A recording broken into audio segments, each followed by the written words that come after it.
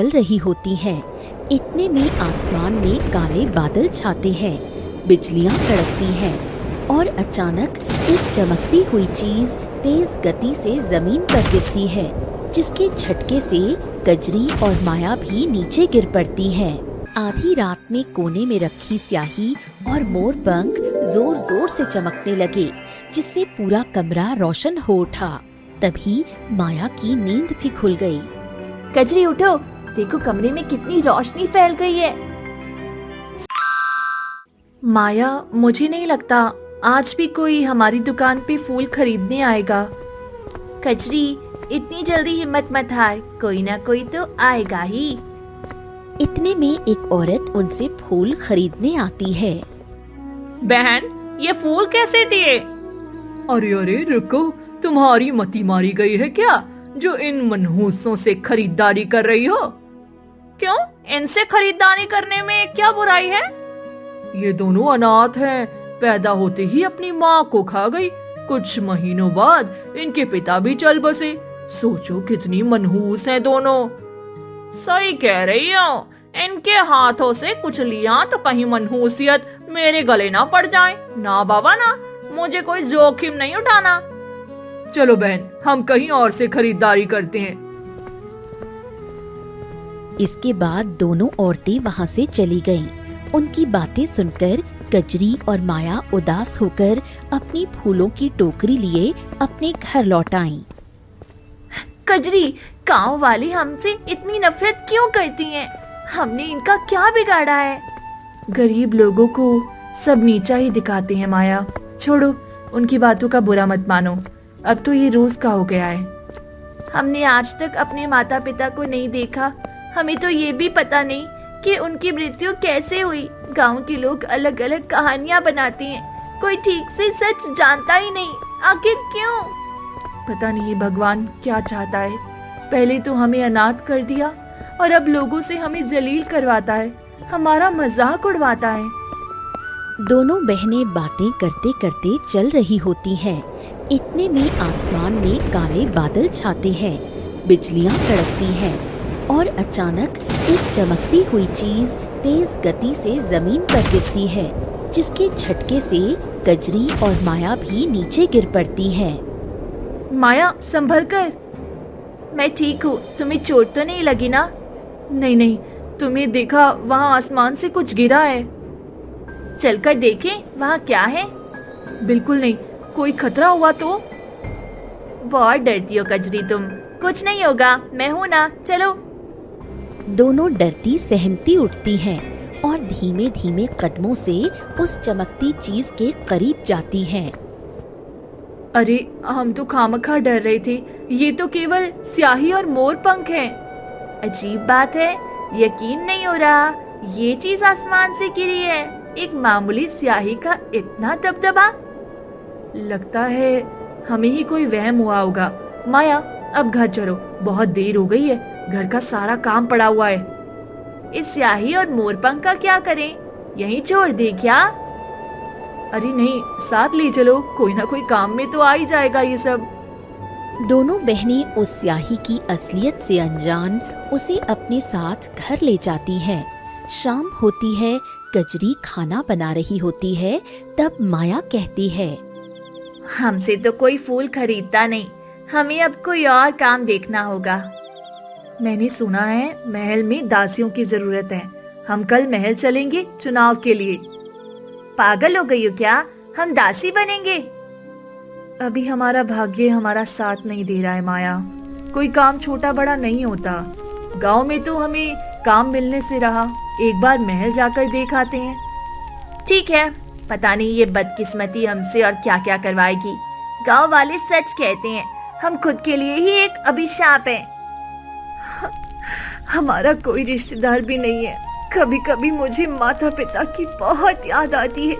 मन करता है बस कैसे भी करके उनके पास चली जाऊं।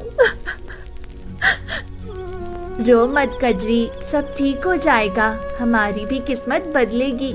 आज जो लोग हमें ताने मारते हैं, हमें कोसते हैं, कल वही हमारा सम्मान करेंगे, देख लेना। मेरी प्यारी बहन, भगवान से यही प्रार्थना है मेरी भी कि वो तुम्हें हमेशा खुश रखे, मेरी उम्र भी तुम्हें दे दे। खबरदार ऐसी अशुभ बातें फिर से करी तो तुम्हारी उम्र लेकर मैं क्या करूंगी अकेली। कजरी के बिना माया का कोई अस्तित्व नहीं है, समझी? हाँ बाबा, समझ गई। अब खाना खा लो, बन गया है। सुबह जल्दी उठकर महल भी जाना है। रात होती है, दोनों खाना खाकर सो जाती हैं। उनकी आंखें बंद करते ही कोने में रखी पोटली जिसमें स्याही और मोर पंख है वो चमकने लगते हैं। अगली सुबह सूरज की पहली किरण निकलते ही दोनों महल जाती हैं। वाह, ये महल कितना बड़ा और आलीशान है। जीवन में पहली बार इतनी शान और शौकत देख रही हूँ। हम गरीबों के नसीब में ऐसी किस्मत कहाँ। काश मैं एक राजकुमारी होती। धीरे बोल माया, अगर किसी ने सुन लिया तो फिजूल में ताने सुनने पड़ेंगे। दोनों बातें करते करते महारानी के पास पहुंची। महारानी अपने बेटे राजकुमार दिग्विजय के साथ सभा में बैठी हुई थी। महारानी की जय हो। महारानी, हम यहाँ दासी के चुनाव के लिए आए हैं। तुम दोनों को इतना भी पता नहीं कि महारानी की अनुमति के बिना कोई मिलने नहीं आता। माफ कीजिए महारानी, हमें पता नहीं था कि बिना बताए आने पर आप भड़क उठेंगी। मैं ऐसी ही किसी भी एरो गैरो से नहीं मिलती। तुम दोनों को देखकर लगता नहीं कि तुम एक राजदासी होने की जिम्मेदारी निभा पाओगी। ऐसा ना कहिए महारानी, हमें एक मौका देकर देखिए। नहीं नहीं, मैं किसी अनुभवी को अपनी दासी बनाऊंगी। तुम दोनों जाओ यहाँ से। महारानी, आप हमारी आखिरी उम्मीद है। आप ही हमें बाकियों की तरह दुत्कारेंगी तो हम दो अनाथ कहाँ जाएंगे। मैंने कोई धर्मशाला नहीं खोल रखी है जो तुम अनाथों को पालूं। महल से भी कजरी और माया को नाकामी मिलती है। महारानी का फैसला सुनकर दोनों का मुंह उतर गया था। दोनों वापस जाने के लिए कदम बढ़ाती हैं। इतने में राजकुमार कहता है, अरे अरे रुको रुको रुको रुको। क्या हुआ बेटा, तुमने उन्हें रोका क्यों? अरे माँ, मुझे लगता है हमें इन्हें काम पर रख लेना चाहिए। ये जरूरतमंद है, बड़ी उम्मीद लगाए हमारे पास आए हैं। हमें इनकी उम्मीद नहीं तोड़नी चाहिए। राजकुमार की जय हो। राजकुमार, आप बहुत अच्छे और साफ दिल के हैं। ऊपर वाला आपको लंबी आयु दे। बेटा, इन फटीचरों को ज्यादा सर पे मत चढ़ाना, नहीं तो ये सर पे ही तांडव करने लगेंगे। अरे माँ, आप बिल्कुल फिक्र मत कीजिए। ये दोनों मुझे भली लग रही हैं। मुझे अपने इस फैसले पे कभी पछतावा नहीं होगा। ठीक है, तुम दोनों कल से काम पे आ जाना। ये सुनते ही दोनों खुश हो जाती हैं और अपने घर के लिए निकल पड़ती हैं। कजरी रसोई में जाती है। अरे माया, राशन तो खत्म हो गया है। मुझे बहुत भूख लगी है, अब हम क्या खाएंगे? मेरे पास कुछ पैसे पड़े हैं, जाकर कुछ राशन खरीद लाओ। ठीक है, तुम एक पर्ची में लिख दो, मैं जल्दी से ले आती हूँ। कजरी यहाँ वहाँ ढूंढती है पर उसे एक भी कलम नहीं मिलती। तब उसकी नजर पोटली पर पड़ती है। अरे हाँ, इसमें तो स्याही और मोर पंख है। मैं तो भूल ही गई थी। हाँ, इसी का इस्तेमाल कर लेती हूँ। कजरी स्याही और मोर पंख निकालकर पर्ची पर दाल चावल लिखती है। तभी अचानक उसके सामने दाल और चावल की एक एक बोरी जादू से आ जाती है। ये क्या हुआ? माया, लगता है हमारे घर में भूत है। कजरी, तुमने पर्ची में क्या लिखा था? मैंने तो बस दाल चावल ही लिखा था और लिखने जाती इतने में ये सब हो गया। कजरी, तुम फिर से कुछ लिखना जरा। पर क्यों? लिखो तो सही। अच्छा ठीक है। माया के कहने पर कजरी फिर से पर्ची में खाने की चीजों के नाम लिखती है। इतने में उसके सामने आलू और प्याज की बोरी भी आ जाती है। ये सब क्या हो रहा है? मेरी तो कुछ समझ में नहीं आ रहा। मैं जो जो इसमें लिख रही हूँ वो सारी चीजें सच क्यों हो जा रही हैं? अरे पागल, तुम अब भी नहीं समझी? ये कोई मामूली नहीं बल्कि जादुई स्याही है। जादू? हाँ, जादू। कजरी हमारी किस्मत बदलने वाली है। भगवान ने हमारी सुन ली। अब हम जो चाहें वो सच हो सकता है। नहीं माया, हमारे हाथ कुछ खास लगा है, इसका मतलब ये नहीं कि हम इसका गलत इस्तेमाल करेंगे। जरूरत पड़ने पर ही हम इसे छुएंगे, याद रखना। फिक्र मत करो, मैं इस बात का ध्यान रखूंगी। इसके बाद दोनों खुशी खुशी खाना बनाती हैं और खाकर सुकून भरी नींद सो जाती हैं। अगले दिन से दोनों महल काम करने जाने लगी। एक दिन दोनों बहनें महल की साफ सफाई कर रही थीं। माया, तुम यहाँ की सफाई करो, मैं महल के तहखाने साफ करके आती हूँ।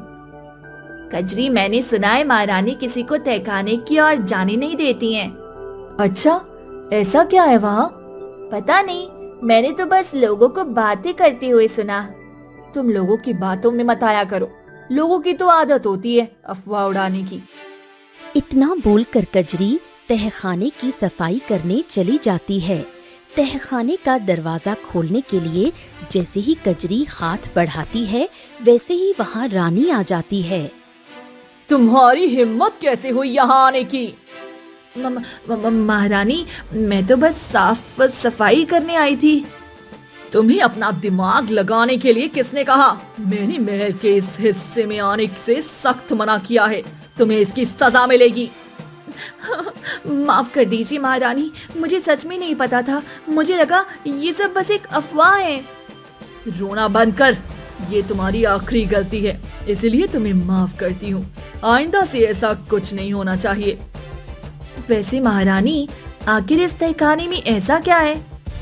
ए लड़की, तू ज्यादा अपना दिमाग मत चला। अब जल्दी इस जगह से दूर निकल, वरना मैं तुझे काम से निकाल दूंगी। नहीं महारानी, माफ कीजिए, मैं जा रही हूँ। इतना बोलकर कजरी घबराते हुए वहाँ से चली गई। उसके जाते ही रानी पसीने से लथपथ होकर मंत्री के पास गई। मंत्री महल के एक छोर पर बैठा हुआ था। मंत्री जी, आपका ध्यान अब महल की सुरक्षा पे नहीं है क्या? अरे क्या हो गया महारानी, आप इतने गुस्से में क्यों हैं? मुझसे कुछ गलती हो गई क्या? आपकी लापरवाही के कारण आज हमारा सालों पुराना राज सबके सामने आ जाता। आप कहना क्या चाह रही हैं महारानी? मुझे तो कुछ भी समझ नहीं आ रहा। आज एक दासी तहखाने का दरवाजा खोलने ही वाली थी। अजय, कहीं उसने वो तहखाना खोल तो नहीं? वो तो भला हो, मैं आज समय रहते पहुंच गई। मैंने कहा था ना उस जगह की पहरेदारी बढ़ा दीजिए, फिर आपने बढ़ाई क्यों नहीं? अच्छा, बिल्कुल, मैं अभी कुछ सैनिकों को आदेश देता हूँ वहाँ पहरे देने को।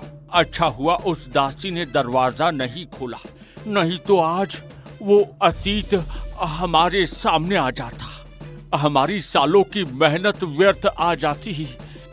मंत्री जी, मैंने बहुत इंतजार किया है उस चीज का। किसी की लापरवाही के कारण अपनी तपस्या भंग नहीं होने दूंगी।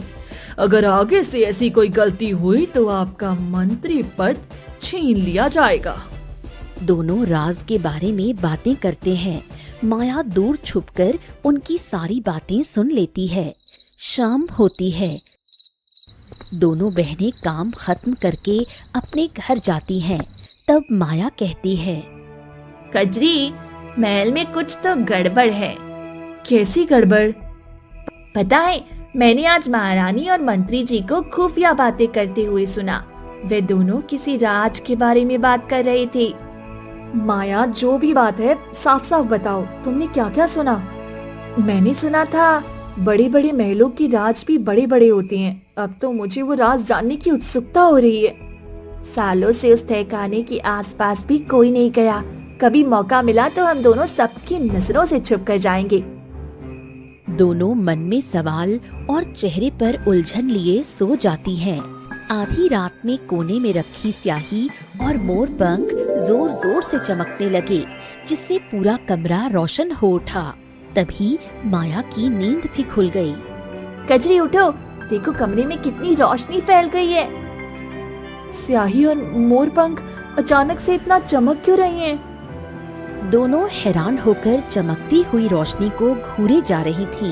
इतने में जादुई स्याही के बगल में एक चिट्ठी प्रकट हुई। कजरी वो चिट्ठी अपने हाथों में उठाकर पढ़ने लगी। तब माया, इसमें क्या लिखा है कजरी? इस चिट्ठी में 3 नियम लिखे हैं। कैसे नियम? पहला नियम, हम इस स्याही के जादू से पैसे नहीं बना सकते हैं। अगर हमने पैसे के लालच में इसका इस्तेमाल किया तो ये स्याही हमेशा हमेशा के लिए गायब हो जाएगी। आगे पढ़ो, और क्या लिखा है? दूसरा नियम, ये स्याही किसी के भाग्य की लकीरें नहीं बदल सकती है। अगर किसी ने लालच के भाव से या किसी को नुकसान पहुंचाने के इरादे से इसे कुछ लिखा तो उसे इसका भुगतान करना होगा। आखिरी नियम क्या है? आखिरी नियम तो दिल दहला देने वाला है। ऐसा क्या लिखा है? इसमें लिखा है कि ये स्याही किसी खास मकसद से इस धरती पर आई है।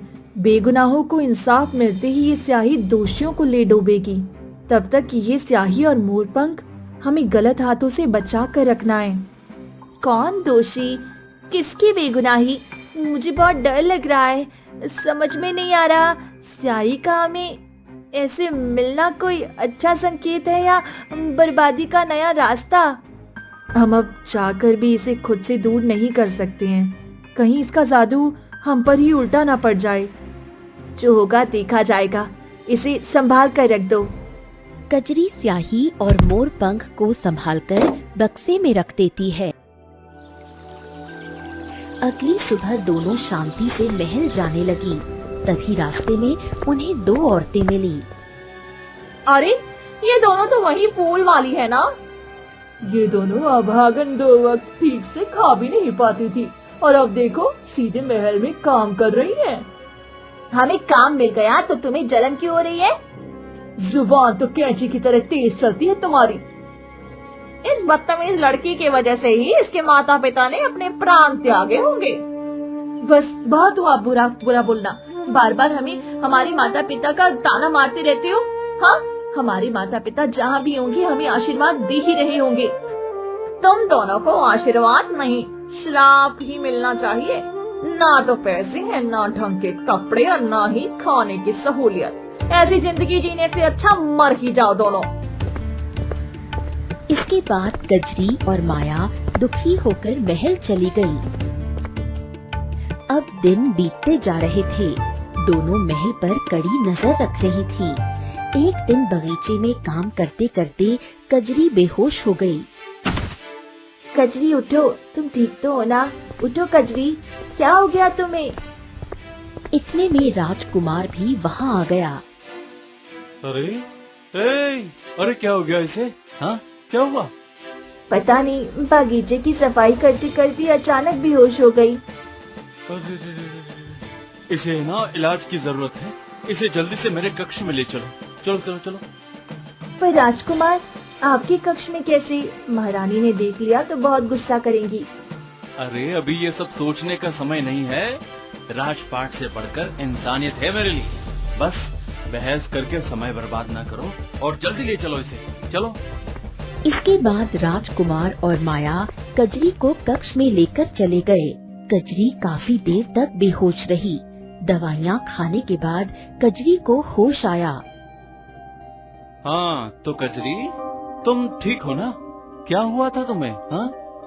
वो राजकुमार, लगता है मुझे कमजोरी हो गई थी। पूरे दिन बिना खाए पिए आज काम कर रही थी ना, इसीलिए। अरे भाई, किसने कहा था तुम्हें भूखे पेट काम करने को? हाँ? आज बहुत ज्यादा काम था, इसीलिए खाने का ध्यान ही नहीं रहा।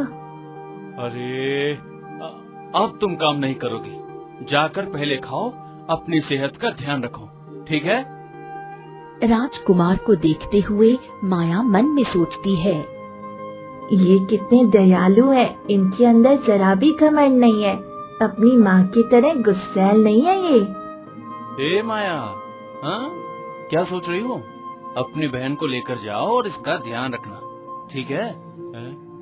राजकुमार की अच्छाई मेरे दिल में घर कर रही है। भगवान मेरे दिल को संभाल लेना। दोनों चुपचाप मुझे क्यों घूर रहे हो भाई? हाँ? अरे जाओ, अब जाओ, फिर माया कजरी को राजकुमार के कक्ष से लेकर चली जाती है। रात होती है। काम ज्यादा होने के कारण दोनों को उस रात महल में ही रुकना पड़ा। दोनों दासियों वाले कमरे में ठहरी हुई थीं। माया, मुझे नींद नहीं आ रही है, चलो बाहर सैर करके आते हैं। मुझे तो बहुत नींद आ रही है, आज बहुत थक गई हूँ, तुम ही जाओ। मेरा मन घबरा रहा है, मैं थोड़ी ताज़ी हवा खाकर आती हूँ। इतना बोलकर कजरी बगीचे में खुली हवा खाने निकल गई। तभी उसकी नजर मंत्री पर पड़ी। मंत्री छुपते छुपाते खाने की थैली लेकर जा रहा था। ये मंत्री जी इतनी रात गए कहाँ जा रहे हैं, वो भी खाना लिए? ये रास्ता तो तहखाने की तरफ जाता है, पर वहाँ ये कैसे, किसके लिए खाना लेकर जा रहे हैं? खुद में बड़बड़ाते हुए कजरी मंत्री का पीछा करने के लिए अपने कदम बढ़ाती है। इतने में राजकुमार उसे आवाज देते हैं। ए कजरी, अरे अरे अरे कहाँ जा रही हो? मैंने इन्हें बताया तो पता नहीं ये मेरा यकीन करेंगे कि नहीं। अरे अरे इतना क्या सोच रही हो? अरे कहो क्या बात है? हाँ, राजकुमार, तहखाने में कोई रहता है क्या? नहीं तो वो तहखाना तो काफी सालों से बंद है, वहाँ कोई नहीं रहता। पर ये सब तुम क्यों पूछ रही हो? तुम्हें क्या काम वहाँ से? कुछ नहीं, बस ऐसे ही पूछ रही थी।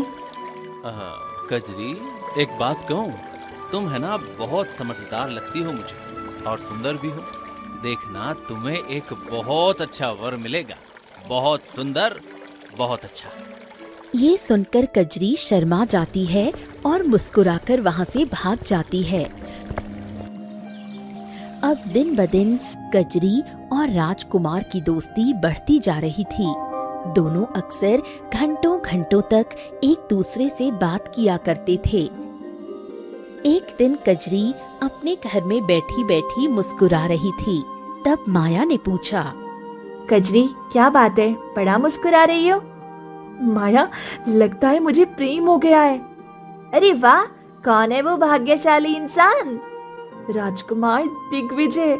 मुझे लगता है वो मुझे चाहते हैं। मैं तुम्हें बता नहीं सकती अभी मुझे कैसा महसूस हो रहा है। राजकुमार का ख्याल अपने दिल से निकाल दो।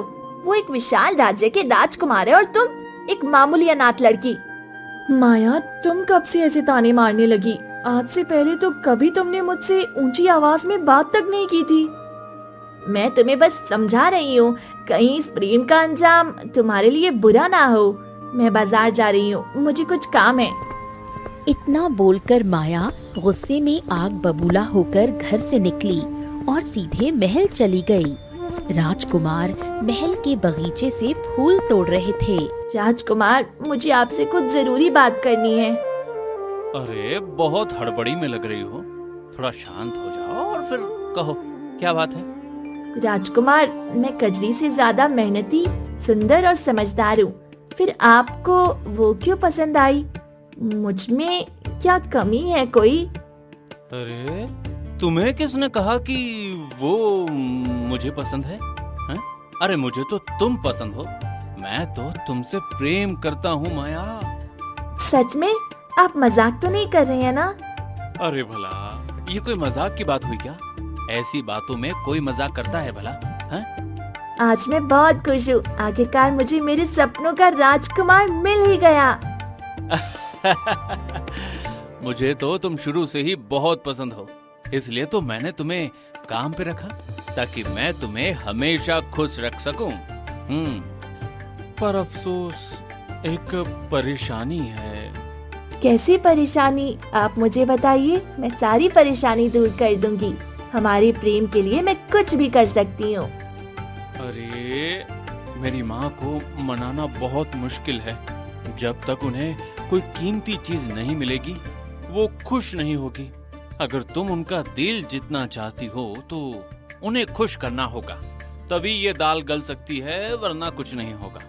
मेरे पास ऐसी एक कीमती चीज है, मैं वो महारानी को दे दूंगी, फिर महारानी एक पल में मुझे अपना लेंगी। अच्छा हैं? भला क्या है वो चीज, हमें भी बताओ। आप बस देखते जाइए मैं क्या करती हूँ अब। आज रात ही मैं वो चीज लेकर आऊंगी, मेरा इंतजार कीजिएगा। इतना बोलकर माया वहाँ से चली गई। उसके जाते ही राजकुमार मुस्कुराते हुए महल के भीतर जाता है, जहाँ मंत्री उससे कहता है, अरे भाई मानना पड़ेगा राजकुमार, आपकी इस चालाक बुद्धि को। अरे क्या उल्लू बनाया है आपने दोनों बहनों को। अरे दोनों ही आपके जाल में फंस गई। अरे मंत्री जी, फंसाना तो था ही। आखिर राजकुमार दिग्विजय के बिछाए जाल से आज तक कोई बच पाया है? अरे आज रात हमें वो मिल जाएगा जिसका हमें बरसों से इंतजार था। मंत्री जी, वो माँ कहाँ हैं? उन्हें भी तो ये खुशखबरी दे दूं कि आपके राजकुमार ने क्या क्या काम किए हैं।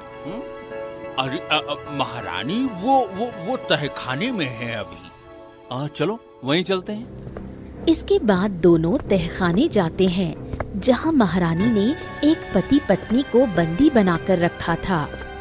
माँ, अरे माँ, मैं ऐसा कह रहा था, आज हमारा काम हो जाएगा। हाँ। ए जानकी, देख ले, आज तेरी ही बेटिया मेरा काम पूरा कर रही है। तुम सबने मिलकर मेरी बच्चियों को मूर्ख बनाया है। दोनों भोली हैं, उनकी भावनाओं के साथ मत खेलो। शर्म नहीं आती तुम्हें? एक माँ होकर दूसरी माँ को उसकी बच्चियों के लिए तड़पा रही हो। ऐसी बहन नहीं चाहिए मुझे। इसने बचपन से लेकर अब तक मुझसे सब छीना है।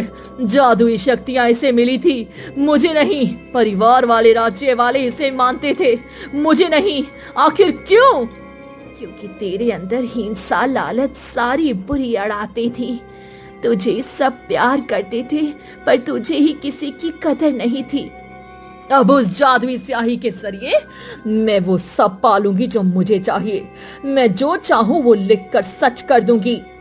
शुरू से लेकर अब तक हमने इसी दिन का तो इंतजार किया था। मैंने इतने षड्यंत्र रचे, आखिरकार तेरी बेटियों के मन में एक दूसरे के प्रति खोट पैदा हो ही गया। उनकी एकता हमारे लिए मुसीबत बनती जा रही थी। राजकुमार ने उनकी एकता ही तोड़ दी है? चल बेटा, सड़ने दे इन्हें कुछ देर और यहीं। आज स्याही हाथ आते ही इसके पूरे परिवार को मार दूंगी।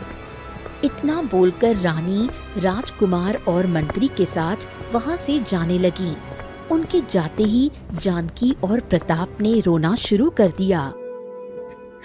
भगवान, हमें ऐसे दिन क्यों दिखा रहा है?